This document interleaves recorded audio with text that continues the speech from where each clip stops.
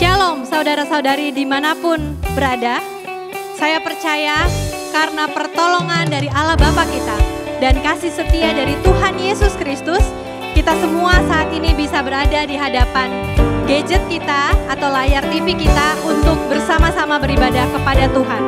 Karena kalau bukan karena pertolongan dan kasih setia Tuhan, mungkin saat ini kita justru sedang berada di hadapan keputusasaan, kekalutan, karena situasi pandemik yang sedang mendera seluruh dunia. Oleh karena itu, mari kita memuji Tuhan dengan hati dan mulut kita. Kita menyanyikan kasih setia Tuhan dengan tidak jemu-jemu. Karena kebaikan Tuhan sungguh kita rasakan. Ku nyanyikan kasih setia Tuhan.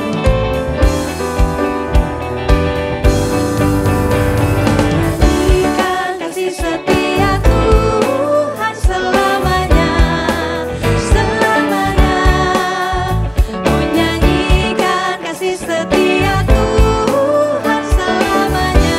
Ku nyanyikan selamanya. Ku tutur kata jemu. Kasih setiamu Tuhan. Ku tutur kata jemu. Kasih setiamu turut-temu. Ku nyanyikan kasih setia Tuhan selamanya. Selamanya. Ku nyanyikan kasih setia Tuhan selamanya. Ku nyanyikan selamanya. Sekali lagi kita pujikan. Kita nyanyikan kasih setia Tuhan. Ku nyanyikan kasih setia Tuhan selamanya. Selamanya. Ku nyanyikan kasih setia Tuhan selamanya. Ku nyanyikan selamanya. Ku tutur kata jemu. Kasih setiamu Tuhan. Ku tutur kata jemu. Kasih setiamu turut-temu. Ku nyanyikan kasih setia Tuhan selamanya. Selamanya. Ku nyanyikan kasih setia Tuhan selamanya. Ku nyanyikan selamanya.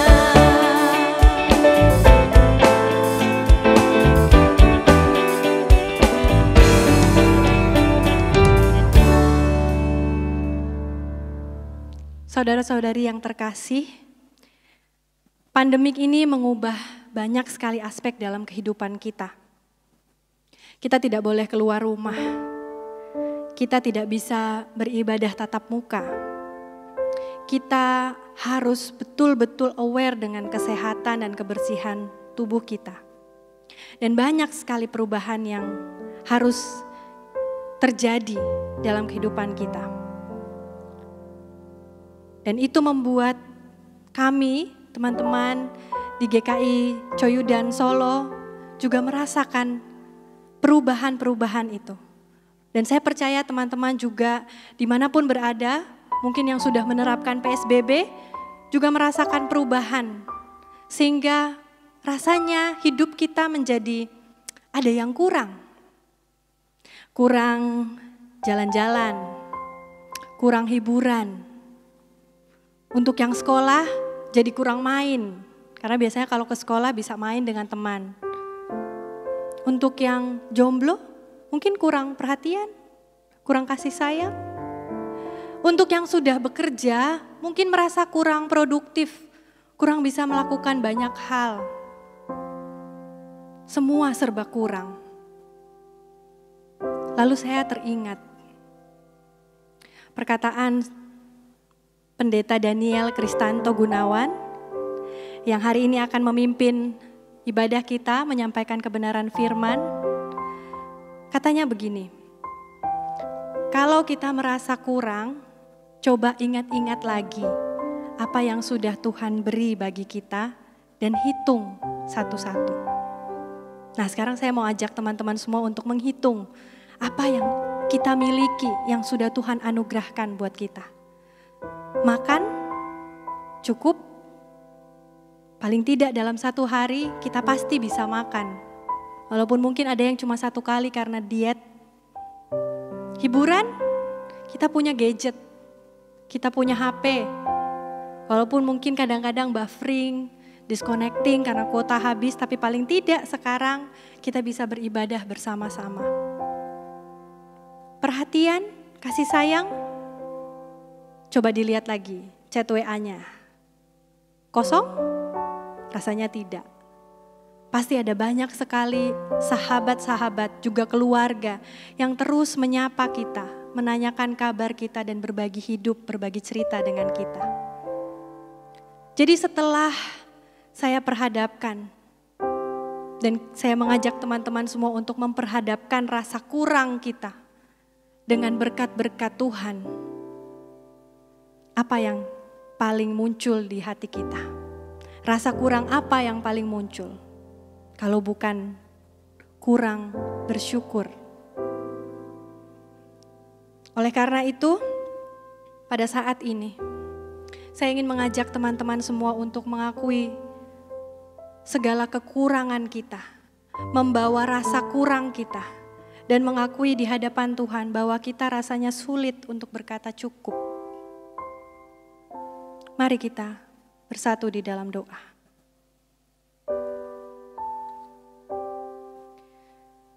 Ya Allah, Sang Pemberi, kami mengaku di hadapan-Mu bahwa sebagai manusia,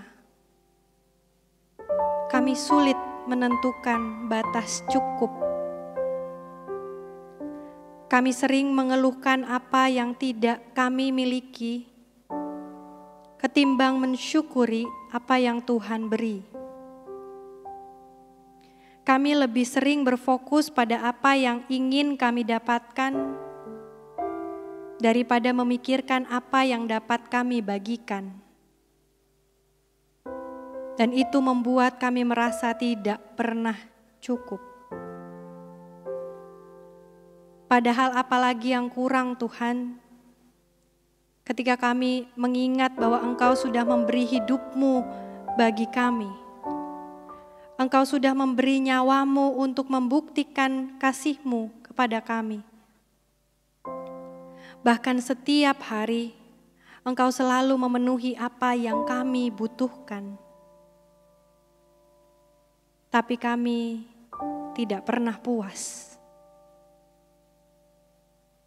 Ampuni kami ya Tuhan, ampuni kami. Tolong kami Roh Kudus, agar kami selalu menyadari bahwa kesetiaan Tuhan tiada bertara dalam suka maupun duka.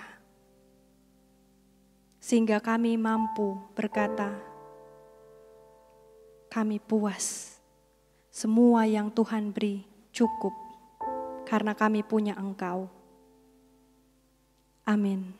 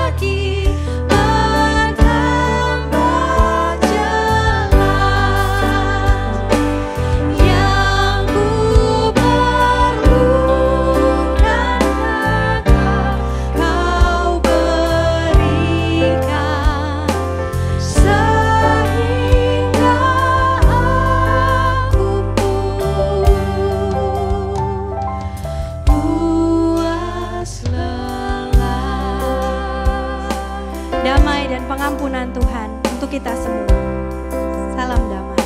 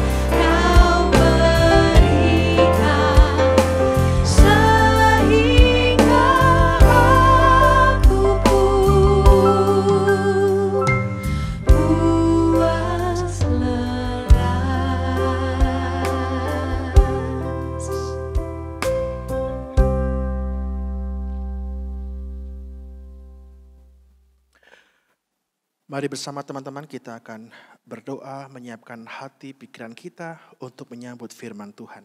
Mari kita berdoa. Bapa yang baik, kami sungguh bersyukur ketika menyadari betapa pemeliharaan Tuhan selalu ada menyertai setiap kehidupan kami. Apalagi Tuhan dalam situasi pandemi ini, Tuhan selalu menjagai kami. Tuhan selalu menguatkan kami. Dan kebaikan Tuhan yang sungguh ajaib itu selalu ada dalam setiap peristiwa kehidupan kami. Maka Tuhan, pada minggu ini kami datang kepadamu dengan rasa syukur itu. Dan menantikan juga sapaan firman Tuhan. Maka biarlah kami mohon kuasa Roh Kudus yang menyertai setiap kami di sini. Kami percaya Tuhan, meskipun kami berjarak, tapi kuasa Roh Kudus itu yang menyatukan kami sekalian menjadi satu persekutuan yang menerima sabda Tuhan. Tuhan juga tolong hamba-Mu ini yang akan menyampaikannya, biarlah setiap perkataan sabda itu berasal dari Tuhan saja. Maka Tuhan, mari berfirmanlah kepada kami, karena kami semua siap untuk mendengarkan. Kami berdoa dalam nama Tuhan kami Yesus Kristus. Amin. Shalom teman-teman sekalian. Apa kabar? Baik yang streaming di laptop gitu ya, atau di gadget, atau di televisi dimanapun berada. Saya berharap semua dalam keadaan yang baik-baik saja. Semua dalam keadaan yang sehat begitu ya. Teman-teman terkasih, tema kita pada hari ini unik. Karena kita akan bicara soal makanan teman-teman. Tema atau topik yang jarang sekali dibahas gitu ya. Makan adalah sebuah kegiatan yang setiap hari kita lakukan. Yang setiap hari kita perlukan, tapi jarang kita maknai atau jarang kita pikirkan atau mungkin jarang kita sadari. Siapa di sini yang nggak suka makan, teman-teman? Saya yakin pasti semua suka makan ya. Di sini ada yang nggak suka makan? Nggak mungkin ya. Pasti semua suka makan. Dan biasanya apa yang orang lakukan ketika mereka makan? Apa yang biasanya orang lakukan terhadap makanan selain makan tentunya? Teman-teman, ada beberapa tipe orang nih. Dengan makanan. Ada tipe orang yang kalau makan, makan aja apa yang ia mau. Iya dong, gue yang bayar, gue yang beli, gue makan begitu ya. Gak peduli apakah makanan ini sehat atau tidak sehat. Apakah makanan ini bersih atau tidak bersih, I don't care. Makan semuanya. Apalagi kalau seandainya diajak makan di restoran all you can eat gitu ya. Biasanya kan kelihatan tuh orang mana yang kalau makan itu wah udah kenyang sih, tapi kok rasanya sayang. Nggak dimakan semuanya, akhirnya dia ambil semuanya, dia makan semuanya. Ada tipe orang seperti itu teman-teman. Tapi juga ada tipe orang yang kalau makan itu suka buang-buang makanan. Begitu ya, makan sedikit lalu kemudian udah dibuang aja. Pemilih gitu ya, gak suka dibuang aja. Atau tipe orang yang pokoknya ambil yang banyak lalu habis gak habis belakangan dan dibuang begitu aja. Padahal ada jutaan orang kelaparan tiap hari gak bisa makan. Tapi juga ada sisi yang lain adalah ada tipe orang yang sulit makan. Bukan berarti dia nggak bisa beli makanan, bisa beli makanan, tapi kadang-kadang takut gendut gitu ya, takut nanti kolesterol. Kayak anak muda sekarang kayaknya udah mulai mikir ya, takut nanti diabetes, takut nanti dan sebagainya. Sisi lain ada orang yang rakus, tapi sisi lain ada orang yang ketakutan mau makan apa. Nah teman-teman, hari ini kita mau dengar apa yang firman Tuhan katakan mengenai makanan, teman-teman. Apa yang Alkitab katakan soal makanan, apa yang Allah pesankan kepada kita soal makanan. Dan mari bersama saya mengundang kita semua membuka kitab Kejadian, teman-teman. Kejadian 1 ayat 29 sampai 30. Yuk kita buka Alkitabnya, kita mau belajar dan menyimak apa yang Allah pesankan di firman Tuhan ini. Kejadian 1 ayat 29 sampai 30. Berfirmanlah Allah, lihatlah, aku memberikan kepadamu segala tumbuh-tumbuhan yang berbiji di seluruh bumi dan segala pohon-pohonan yang buahnya berbiji. Itulah akan menjadi makananmu. Tetapi kepada segala binatang di bumi dan segala burung di udara dan segala yang merayap di bumi yang bernyawa, kuberikan segala tumbuh-tumbuhan hijau menjadi makanannya. Teman-teman, di sini kita bisa melihat pertama-tama di dalam kisah penciptaan, Adam dan Hawa diberikan menu makanan oleh Allah, yaitu tumbuh-tumbuhan dan buah-buahan yang berbiji. Itu untuk manusia. Jadi rupanya di awal-awal itu kita menjadi vegan ya. Lalu kemudian untuk hewan-hewan diberikan tumbuh-tumbuhan hijau yang bukan berbiji. Lalu kemudian ada perubahan di situ, teman-teman. Kita buka lagi Kejadian 3. Kita maju di Kejadian 3 ayat 17 sampai 18. Sekali lagi Kejadian 3 ayat 17 sampai 18. Lalu firman-Nya kepada manusia itu, karena engkau mendengarkan perkataan istrimu dan memakan dari buah pohon yang telah kuperintahkan kepadamu, jangan makan daripadanya, maka terkutuklah tanah karena engkau dengan bersusah payah engkau akan mencari rezekimu dari tanah seumur hidupmu. Semak duri dan rumput duri yang akan dihasilkan bagimu. Dan tumbuh-tumbuhan di padang akan menjadi makananmu. Setelah manusia jatuh dalam dosa, ada perubahan menu makanan di sana. Bukan lagi makan dari tumbuh-tumbuhan dan buah yang berbiji, tapi mereka makan dari padang, dari rumput duri dan semak duri. Lalu kemudian pasca kejadian atau peristiwa Nuh, di Kejadian 9, kita buka lagi teman-teman. Kejadian 9, maju di pasal 9, ayat 3 sampai 4. Pasca air bah itu, Tuhan kemudian mengatakan begini. Segala yang bergerak, yang hidup akan menjadi makananmu. Aku telah memberikan semuanya itu kepadamu seperti juga tumbuh-tumbuhan hijau. Hanya daging yang masih ada nyawanya, yakni darahnya, janganlah kamu makan. Teman-teman terkasih, dari 3 perikop ini, kita bisa melihat kesaksian Alkitab menceritakan bagaimana Tuhan menyediakan makanan yang dibutuhkan oleh manusia. Dari tumbuh-tumbuhan dan buah berbiji, kemudian bergeser kepada makanan tumbuh-tumbuhan di padang, semak duri, dan kemudian pasca air bah itu Tuhan menyediakan sumber makanan baru, yaitu daging dari hewan. Tapi saudara, teman-teman, bukan berarti kemudian manusia bebas makan apa saja waktu itu. Karena kemudian melalui Musa, di kitab Imamat kita mengenal aturan baru soal makanan. Mana makanan yang haram dan mana makanan yang halal, khususnya dalam menu perdagingan, begitu teman-teman. Kalau kita bisa melihat di situ, salah satu di antaranya yang dilarang dimakan adalah lemak. Dan kalau kita pikir-pikir, masuk akal juga ya. Lemak kan lebih sering menjadi sumber penyakit buat tubuh ya. Kolesterol, obesitas dan sebagainya. Dan lemak itu dilarang dimakan. Dan sebetulnya kalau kita melihat semua ini, aturan ini atau perintah-perintah ini sudah Tuhan rancang baik sesuai dengan kebutuhan jasmani kita. Untuk menjaga kesehatan tubuh.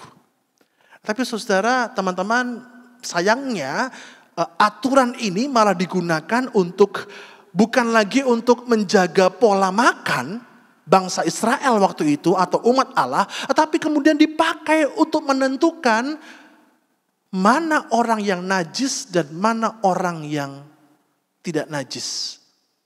Atau mana orang yang haram dan mana orang yang halal dari yang dimakan.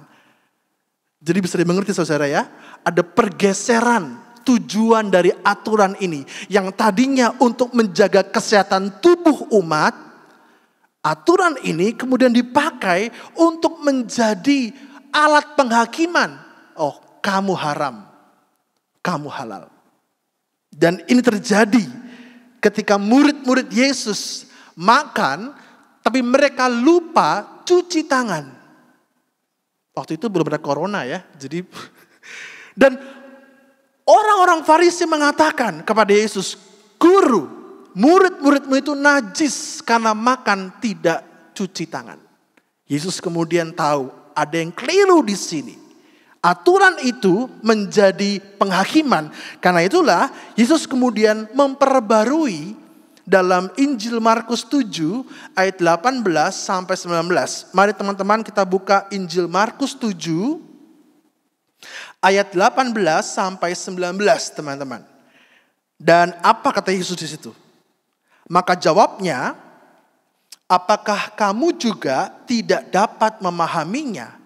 Tidak tahukah kamu bahwa segala sesuatu dari luar yang masuk ke dalam seseorang tidak dapat menajiskannya? Karena bukan masuk ke dalam hati tetapi ke dalam perutnya lalu dibuang di jamban. Dengan demikian Yesus menyatakan semua makanan halal. Dari sinilah kemudian kita orang Kristen teman-teman bisa makan apa saja. Coba kalau kita masih pakai aturan Yahudi ya. Kita gak bisa tuh makan B panggang gitu ya. Kita gak bisa makan segala macam menu makanan yang enak-enak teman-teman. Semua halal. Dari sini kita bisa melihat bagaimana Tuhan peduli pada soal makanan. Pada soal kebutuhan kita sehari-hari. Ia mengerti bahwa makanan itu menjadi support system kita dalam kehidupan kita. Bahkan makanan seringkali dipakai oleh Allah sebagai tanda pemeliharaannya teman-teman. Kalau kita ingat kisah Elia, sehabis dia mengalahkan Nabi Baal, dikejar-kejar oleh Ratu Isabel yang jahat, Elia depresi teman-teman. Dan ketika ia bersembunyi, yang pertama-tama Allah lakukan adalah apa? Allah mengirimkan roti bakar buat dimakan oleh Elia. Dalam peristiwa 5 roti dan 2 ikan, Yesus juga peduli pada kebutuhan makan orang banyak itu. Roti dan anggur juga menjadi simbol perjamuan kudus yang mengingatkan soal persekutuan. Maka saudara, teman-teman terkasih, kalau makanan itu menjadi hal yang baik, yang Allah rancangkan, lalu apa persoalannya? Persoalannya adalah ada pada kita. Persoalannya ada pada kendali kita. Persoalannya ada pada nafsu kita terhadap makanan. Kalau pernah mendengar teman-teman ada istilah atau patah atau kutipan yang mengatakan you are what you eat. Pernah dengar teman-teman? You are what you eat. Kamu adalah apa yang kau makan. Ini sebuah pepatah atau kutipan yang mengatakan bahwa apa yang kau makan itu cerminan dirimu. Dan kalau saya pikir-pikir atau renungkan, betul juga. Ada orang yang kalau makan itu segala hal dimakan tanpa berpikir. Akhirnya apa? Sakit. Obesitas. Ada orang yang kalau makan serakah, maunya 2, 3. Dan itu menjadi cerminan dirinya yang ternyata egois dan serakah juga. Tapi ada orang yang kalau makannya baik menunya, seimbang porsinya, cukup gizinya, maka orang itu menjadi orang yang sehat, bukan? You are what you eat. Maka teman-teman, kuncinya adalah ada pada kendali kita. Ada pada kendali mulut kita. Ada pada kendali nafsu kita. Kita tuh makan untuk hidup atau hidup buat makan, teman-teman. Seringkali yang terjadi adalah kita hidup buat makan. Hidup kita tujuannya makan. Orang cari duit banyak buat apa? Supaya bisa makan enak. Orang ngejar target supaya apa? Bisa makan enak gitu ya. Kan kebalik. Kita hidup buat makan, harusnya makan itu untuk menunjang kehidupan kita, teman-teman. Karena itulah Yesus mengajar tentang arti cukup. Kalau kita ingat teman-teman, Yesus mengajar dalam doa Bapa kami. Dia mengatakan bahwa dia berdoa, berikanlah kepada kami makanan kami yang secukupnya. Maka belajarlah cukup. Di masa-masa pandemi ini mungkin teman-teman yang berada di area PSBB gak bisa beli ini atau beli itu atau makan itu. Cukup bersyukur masih bisa makan di rumah, di kos, di asrama atau dimanapun itu. Banyak orang yang sulit buat makan. Rasul Paulus juga mengingatkan dalam 1 Korintus 10 ayat 23. Dia mengatakan segala sesuatu diperbolehkan benar, tapi tidak semua berguna dan membangun. Maka selain kata cukup, kita pun juga tahu apa yang harus kita makan. Tidak semua makanan harus kita makan. Tidak semua makanan baik buat tubuh kita masing-masing. Setiap orang beda-beda kebutuhannya, teman-teman. Maka dua kunci ini menjadi cara kita untuk mengendalikan nafsu kita, mengendalikan diri kita terhadap makanan. Dengan makan cukup, porsi yang cukup, kita akan ingat akan yang lain. Bukankah dalam perjamuan malam terakhir, Yesus juga mengajarkan bahwa roti itu terpecah. Perjamuan kudus kita juga mengajarkan tentang arti cukup. Agar kita ingat kepada yang lain. Roti itu terpecah dan terbagi bagi yang lain. Persekutuan hidup. Makanan bukan cuma untuk diri kita sendiri, teman-teman, tapi juga bagi yang lain. Dengan makan yang cukup, kita pun juga bersyukur, belajar bersyukur dalam pemeliharaan Allah melalui makanan yang ada di meja kita.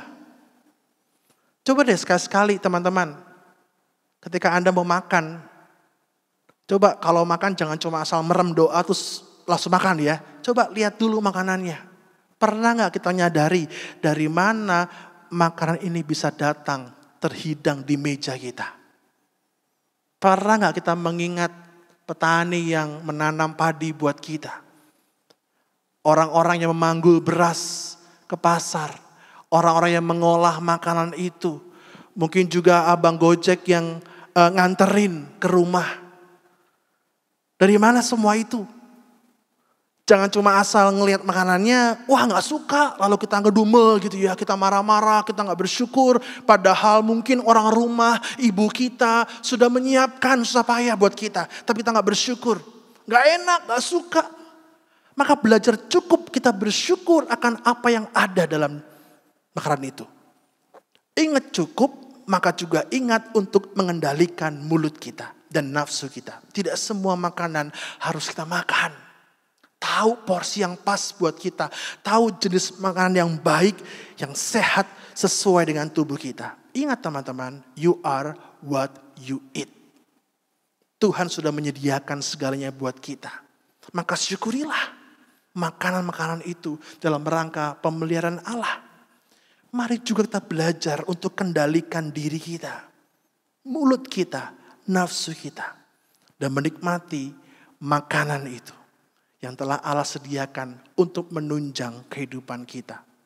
Ingat, kita makan supaya bisa hidup, bukan hidup untuk makan. Mari kita berdoa. Bapa yang baik, terima kasih untuk penyediaan makanan. Kami boleh sadar Tuhan bahwa semuanya itu adalah pemeliharaan Tuhan dalam kehidupan kami. Namun Tuhan seringkali kami tidak bersikap dengan baik dengan makanan kami. Kami seringkali menjadi orang yang serakah, rakus. Tidak peduli dengan kesehatan tubuh kami. Padahal makanan itu disediakan untuk menunjang kehidupan kami. Tuhan terima kasih buat pesan firman-Mu. Kami boleh sadar bahwa diperlukan sikap iman kami dengan makanan yang ada setiap hari. Terima kasih Bapa. Maka biarlah kuasa Roh Kudus yang boleh menolong setiap kami semua menjadi pelaku firman Tuhan. Sungguh-sungguh menerapkan pesan sabda-Mu ini dalam kehidupan kami sehari-hari. Kami berdoa dalam nama Tuhan Yesus Kristus. Amin.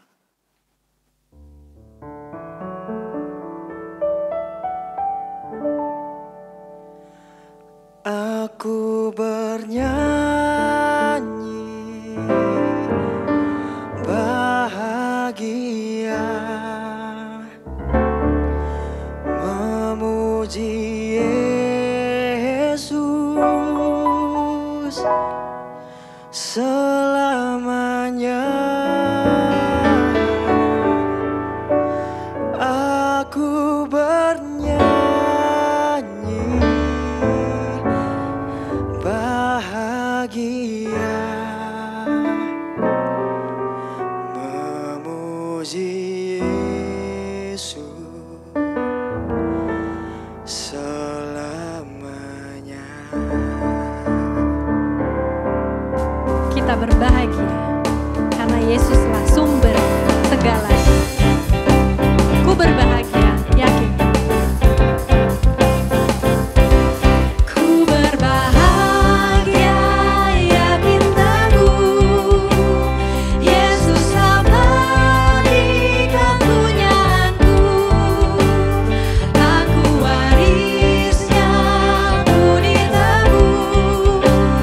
Ciptaan baru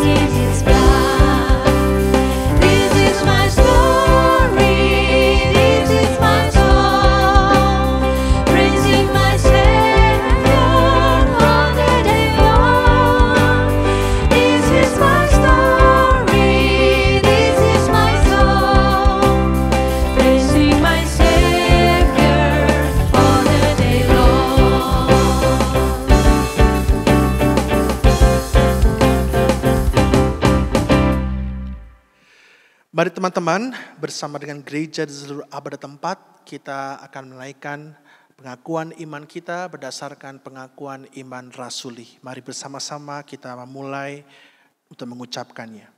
Aku percaya kepada Allah, Bapa yang Maha Kuasa, Khalik langit dan bumi, dan kepada Yesus Kristus, Anak yang tunggal Tuhan kita, yang dikandung dari Roh Kudus, lahir dari darah Maria, yang menderita sengsara di bawah pemerintahan Pontius Pilatus, disalibkan, mati dan dikuburkan, turun ke dalam kerajaan maut. Pada hari yang ketiga, bangkit pula dari antara orang mati, naik ke surga, duduk sebelah kanan Allah, Bapa yang Maha Kuasa, dan akan datang dari sana untuk menghakimi orang yang hidup dan mati. Aku percaya kepada Roh Kudus, gereja yang kudus dan am, persekutuan orang kudus, pengampunan dosa, kebangkitan orang mati, dan hidup yang kekal. Amin. Mari kita naikkan doa syafaat kita. Kita berdoa teman-teman. Bapa yang baik, kami teringat Tuhan dengan kondisi dunia saat ini. Di tengah-tengah wabah pandemi ini Tuhan. Kami berdoa biarlah Engkau berikan hikmat kepada setiap pemimpin negara, khususnya Tuhan bagi bangsa negara kami, agar mereka semua dapat mengeluarkan, memikirkan strategi rencana yang baik untuk mengatasi atau mencegah penularan wabah ini. Kami juga berdoa untuk mereka yang mengalami PHK Tuhan, mereka yang terpaksa dirumahkan, mereka yang mengalami kesulitan ekonomi. Kami berdoa biarlah pemeliharaan Allah mencukupkan mereka. Kami berdoa biarlah mereka diberikan kekuatan, diberikan pengharapan sehingga mereka dapat berpikir kreatif, berjuang bersama dengan Allah. Kami juga mengingat bagi mereka yang menjadi PDP, ODP, atau bahkan pasien COVID-19. Tuhan tolong dalam proses penyembuhan, pemulihan mereka. Tuhan kuatkan mereka agar mereka boleh terus berjuang, dipulihkan dan disembuhkan. Kami juga berdoa bagi mereka yang kehilangan anggota keluarga karena wabah ini. Tuhan dalam duka, biarlah Engkau peluk mereka dengan kasih, penghiburan, dan kekuatan dari-Mu saja. Kami juga teringat untuk tenaga medis, para perawat, dokter, pegawai rumah sakit yang harus siap, standby. Biarlah Tuhan juga tolong mereka. Berikan mereka kekuatan fisik yang baik, kesehatan. Lindungilah mereka Tuhan. Sehingga mereka boleh bekerja dengan baik. Pada akhirnya Tuhan kami serahkan juga. Biarlah gereja-gereja-Mu bergerak, keluar. Mewartakan Injil-Mu melalui tindakan karya sosial yang nyata. Biarlah semua bantuan, semua donasi disalurkan kepada masyarakat dan mereka boleh merasakan dampak kasih dari gereja, dari Engkau ya Tuhan. Inilah seruan doa syafaat kami. Kami serahkan segalanya demi nama Yesus Kristus yang telah mengajarkan kami berdoa.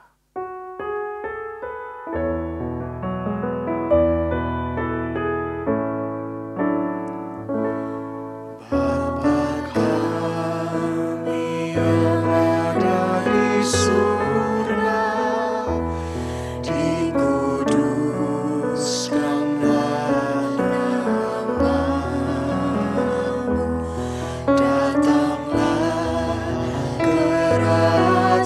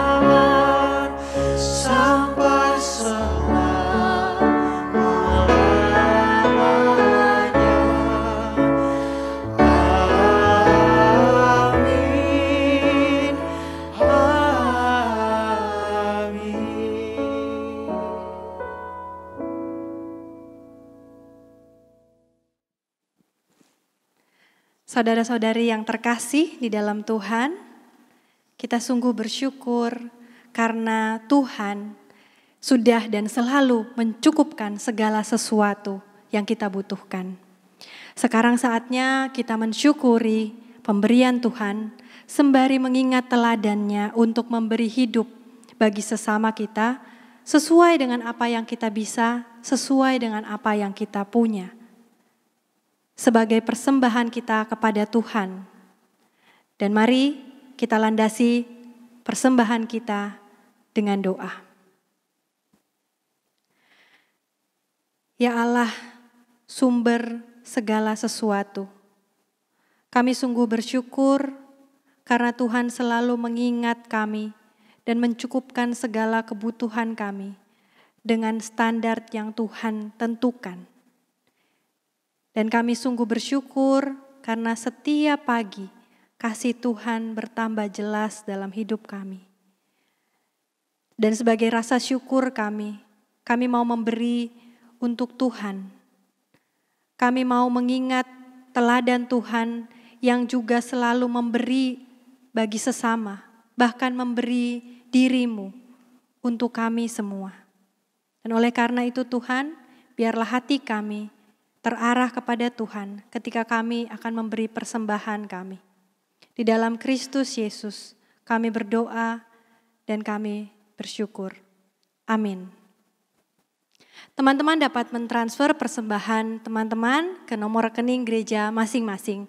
Dan mari kita sembari memberi persembahan, kita memuji Tuhan bersama dengan seluruh ciptaannya. Kita memuji namanya.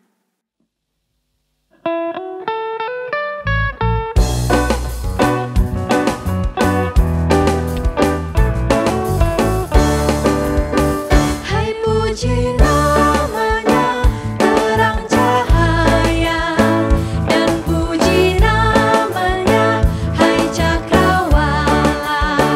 Hai puji namanya semesta alam, mari semuanya menyembah Tuhan. Haleluya, pujilah Tuhan tak henti. Karena kasih-Nya tak terbit. Haleluya, pujilah Tuhan tak henti. Haleluya, karena kasih-Nya tak terbit. Kita puji namanya bersama dengan seluruh ciptaan Tuhan, tumbuh-tumbuhan dan biji-bijian. Hai puji namanya tumbuh-tumbuhan, hai puji namanya jenis bijian, hai puji namanya buah-buahan, mari semuanya menyembah Tuhan. Haleluya, pujilah Tuhan tak henti. Haleluya, karena kasih-Nya tak terbit. Haleluya, pujilah Tuhan tak henti. Haleluya, karena kasih-Nya tak terbit. Saudara-saudari yang terkasih di dalam Tuhan, di tengah pandemik ini ada banyak sekali hal yang bisa kita syukuri. Tergantung di mana batas cukup kita. Apakah dengan Yesus yang adalah bunga bakung yang paling indah dan sang roti hidup yang mengenyangkan kita mau memberi dirinya dan menjadi sahabat bagi kita, itu cukup untuk kita? Tuhan Yesus sahabat kita.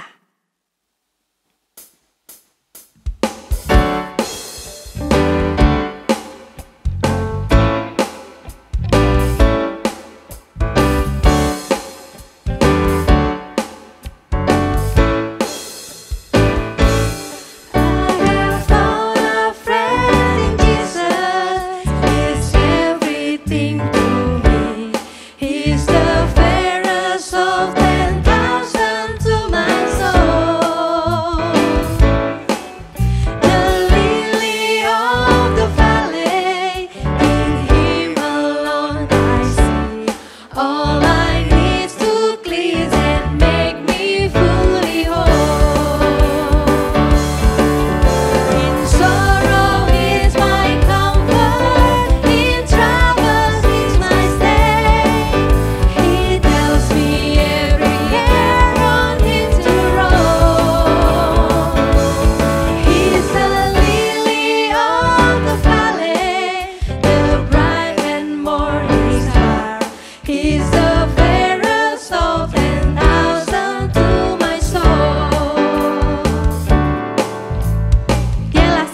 kita.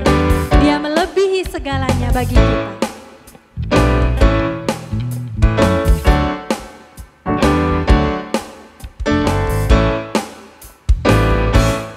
Tuhan Yesus sahabatku, tercinta dan berat, melebihi segalanya bagiku. Bunga bakung paling indah yang tumbuh di lembah, mengampuni, menyucikan diriku. Menghibur dalam suka, penolong yang teguh, kepadanya ku serahkan hatiku. Bunga bakung paling indah yang tumbuh di lembah, melebihi segalanya bagiku. Dia Yesus yang mau menjadi sahabat, dan dia juga yang menjadi roti hidup yang mengenyangkan kita, memenuhi segala kekurangan kita.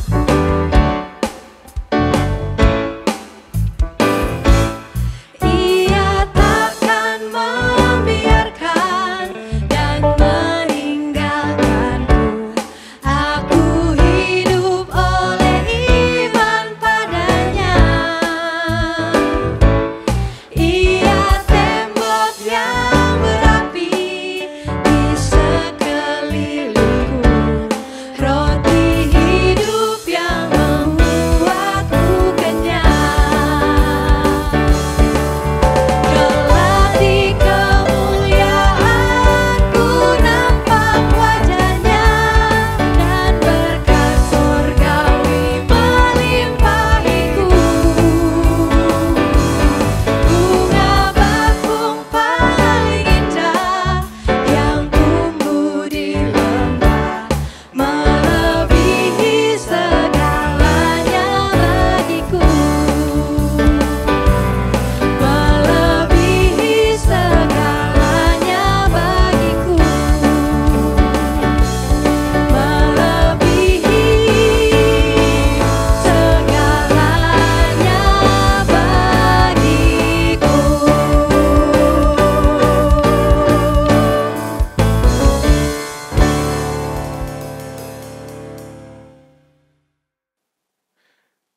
Mari semua teman-teman kita arahkan hati kita dan terimalah berkat dari Tuhan. Kiranya Allah menganugerahimu dengan hati yang lembut dan lapang untuk kasih yang lebih luas. Kiranya Allah memberkati lumbung-lumbung rumahmu, sehingga kebutuhan hidupmu cukup terpelihara. Kiranya Allah senantiasa memelukmu di sepanjang perjalanan hidupmu, melalui sahabat, keluarga, gereja, dan sesama. Kiranya Allah Trinitas Maha Kudus, Bapa, Anak, dan Roh Kudus menyempurnakan iman, pengharapan, dan cintamu hari ini, esok, dan sampai kita berjumpa kembali. Amin.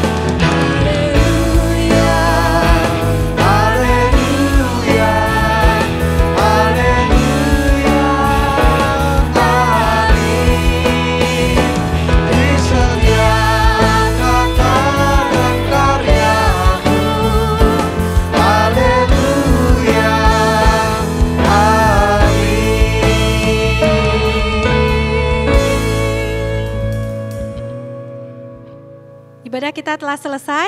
Selamat hari Minggu. Salam dari Solo.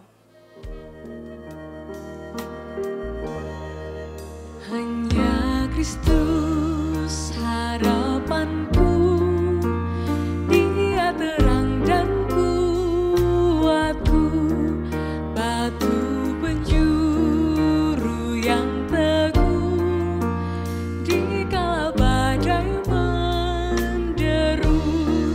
Kasih dan damai-Nya besar, kalahkan takut dan gentar, menghiburku, naunganku, dalam kasih-Nya ku teduh. Hanya Kristus yang bersedia